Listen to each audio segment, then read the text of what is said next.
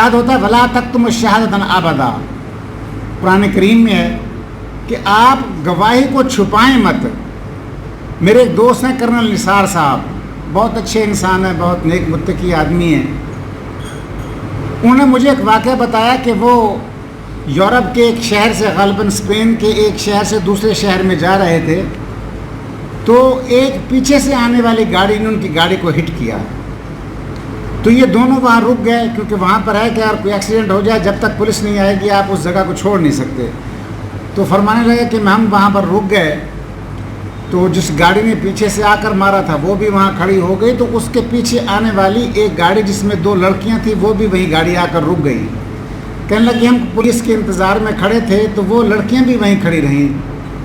انہوں نے ہم سے بات کی نہ کوئی اور بات کی، تو ہم پریشان ہوئے بھی ہمارا تو ایکسیڈنٹ ہوا ہے اور دوسری گاڑی والا بھی، تو یہ کیوں کھڑی ہو؟ تو کہنے لگے میں نے ان خواتین سے پوچھا کہ آپ یہاں کیوں کھڑی ہیں، آپ کا تو کوئی کام نہیں ہے، آپ کوئی اور کام ہو تو بتائیں۔ انہوں نے کہا جی ہم آپ کے لیے نہیں کھڑے ہوئے، ہم اس وقوعے کے عینی گواہ ہیں، چشمدید گواہ ہیں۔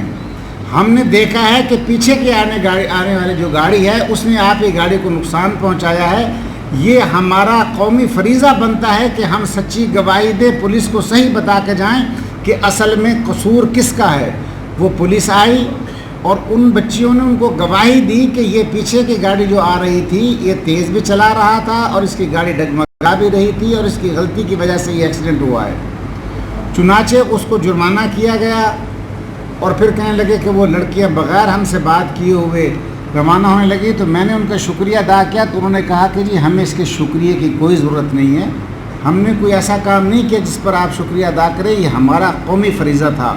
یہاں قرآن نے کہا ولا تکتم الشہادۃ ابدا، یہاں پر گواہ بننا مشکل ہے، قتل ہو جاتا ہے، جرم ہو جاتا ہے، کوئی گواہ نہیں بنتا۔ اس کے لیے وجہ سب سے بڑی ہے کہ ہمارا عدالتی نظام اس قسم کا ہے۔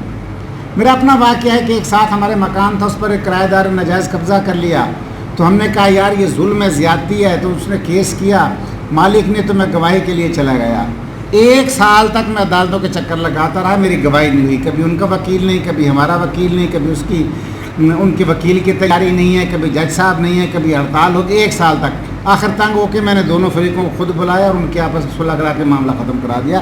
ہمارا نظام یہ ہے، اور جو اسلام نے حکم دیا ہے کہ گواہی چھپاؤ نہیں، اور جب گواہ کو بلایا جائے تو وہ صحیح گواہی دے، وہاں یہ نظام ہے۔ وہ قوم اس طرح ترقی نہیں کرتی۔ اللہ پاک کلمے کی بنیاد پر حکومت نہیں دیتا کہ ہم مسلمان ہیں، کلمہ پڑھنے والے، ہم ٹھیکیدار اسلام کے بن گئے ہیں اس لیے دنیا میں ہماری حکومت ہونا چاہیے۔